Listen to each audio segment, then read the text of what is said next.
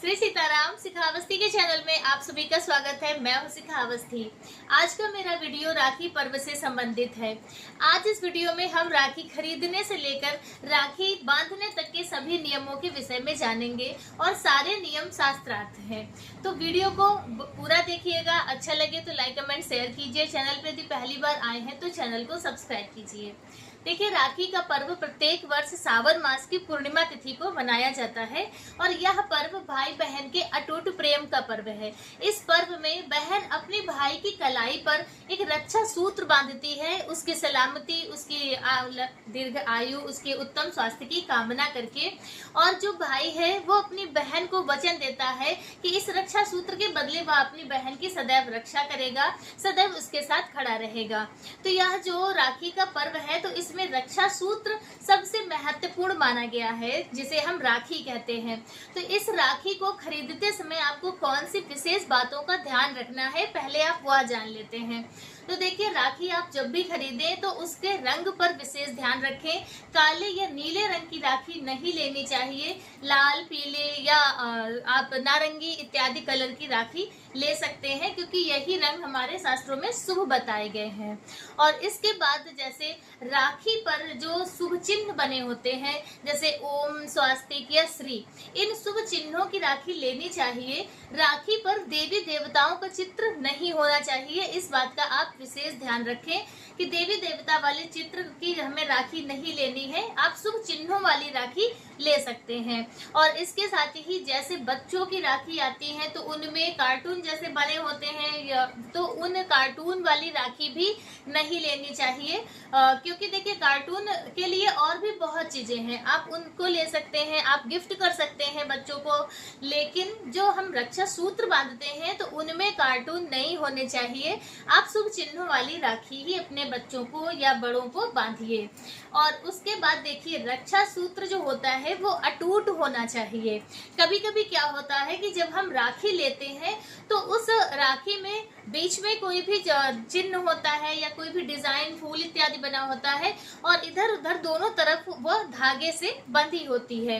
तो कहने का तात्पर्य है कि वो धागा ही अटूट नहीं है, क्योंकि आधा इधर से धागा है, आधा इधर से है, बीच में तो डिजाइन है।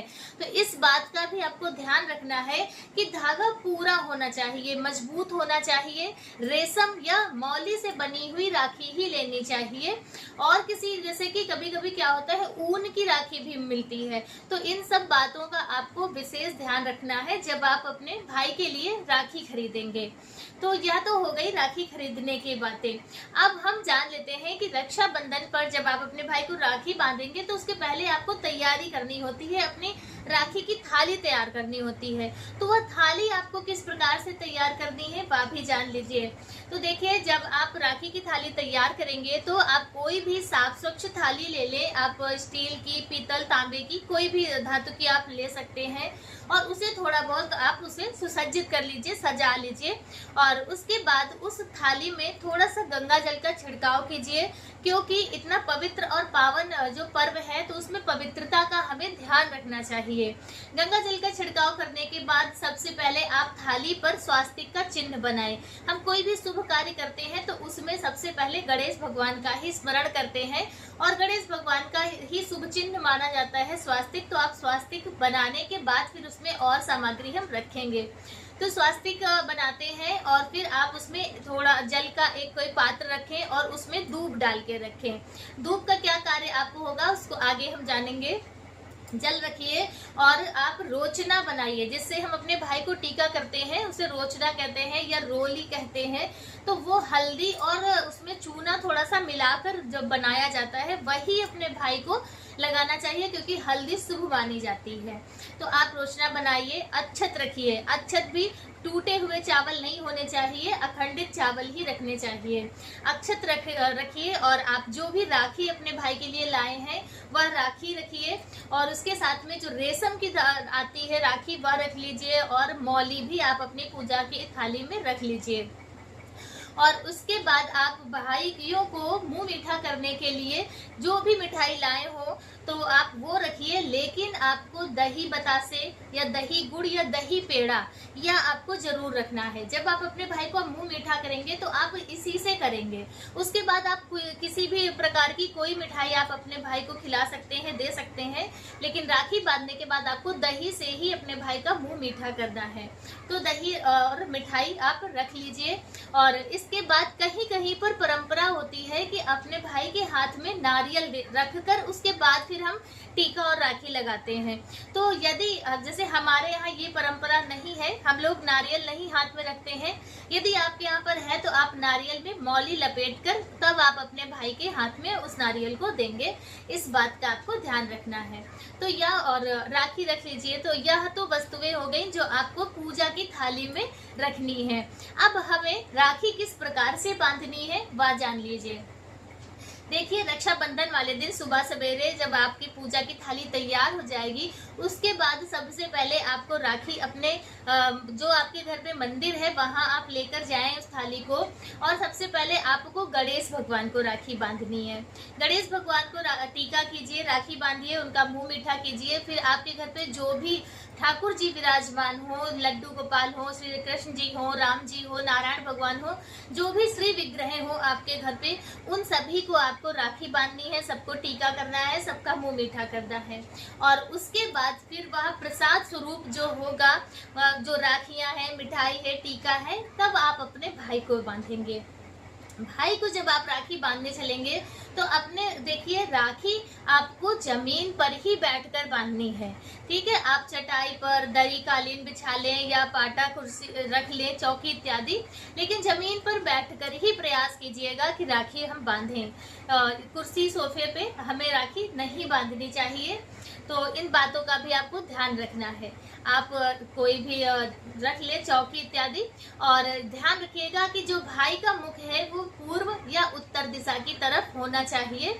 और भाई के सर पे कोई वस्त्र रख दें आप, जैसे कि रुमाल इत्यादि रखने के बाद ही आप भाई को टीका करेंगे।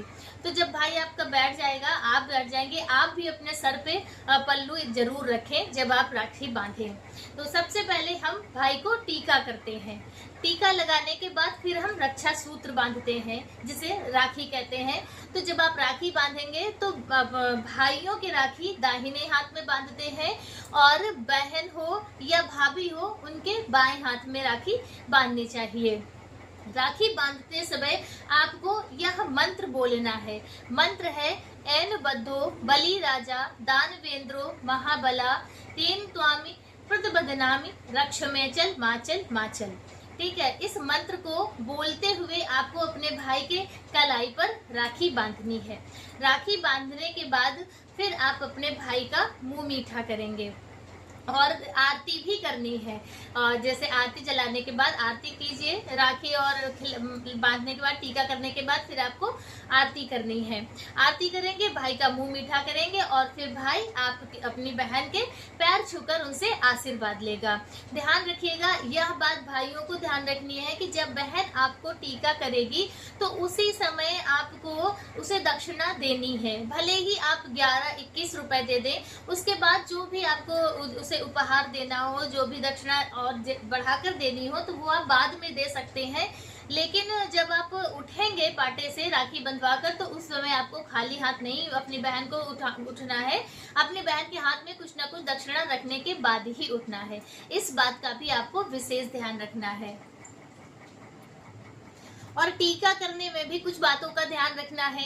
देखिए, हमारे शास्त्रों में ऐसा वर्णन है कि जब बहन अपने भाई को टीका करती है तो सबसे पहले आपको टीका लंबा लगाना है, नीचे से ऊपर की तरफ बढ़ाते हुए अपने भाई को टीका करना है। इससे मान्यता है कि भाई की तरक्की होती है। तो इस बात का ध्यान रखें। ऊपर से नीचे अक्सर क्या होता है, ऐसे करके लोग टीका लगाने लगते हैं, तो इस बात का आपको ध्यान रखना है, ऐसे टीका नहीं लगाना है। नीचे से ऊपर की तरफ बढ़ाते हुए ही टीका करें। बड़ी बहन है और भाई छोटा है तो बहन अपने भाई को अंगूठे से टीका करेगी, और यदि भाई बड़ा है और बहन छोटी है तब बहन अपनी इस उंगली से, जो उसे रिंग फिंगर कहते हैं, इस उंगली से बहन अपने भाई को टीका करेगी। तो आप इससे भी जब टीका करेंगी तो पहले ऐसे बिंदी रख के फिर उसे आप ऊपर बढ़ा देंगे। तो इस बात का आपको ध्यान रखना है, इस तरह से आपको टीका करना है। तो इस प्रकार से आपको यह रक्षाबंधन का पवित्र पावन पर्व मनाना है। और यह भी बात है कि जैसे कि कहते हैं कि भाई को जाना चाहिए या बहन को जाना चाहिए, तो देखिए पौराणिक कथाएं भी हमारी जो है वो यही कहती है कि रक्षाबंधन पर बहनें अपने भाई के घर जाती हैं। माता लक्ष्मी भी राजा बलि को राखी बांधने के लिए उनके घर पर गई थी और द्रौपदी जी ने भी भगवान श्री कृष्ण को राखी बांधी थी। तो इसलिए यह मान्यता है कि बहन को अपने भाई के घर जाकर राखी बांधनी चाहिए। और इसके अलावा यदि कोई परेशानी आ गई है, कुछ है, तो फिर उस स्थिति में भाई भी अपनी बहन के घर जा सकता है। दोनों का मिलना जरूरी है, रक्षाबंधन का पर्व आपका मनाना जरूरी है। तो रक्षाबंधन पर्व से संबंधित आज का वीडियो मेरा बस इतना ही। वीडियो कैसा लगा कमेंट करके जरूर बताएं। मिलते हैं दूसरे वीडियो में किसी दूसरी जानकारी के साथ। तब तक के लिए श्री सीताराम। रक्षाबंधन पर्व की हार्दिक शुभकामनाएं।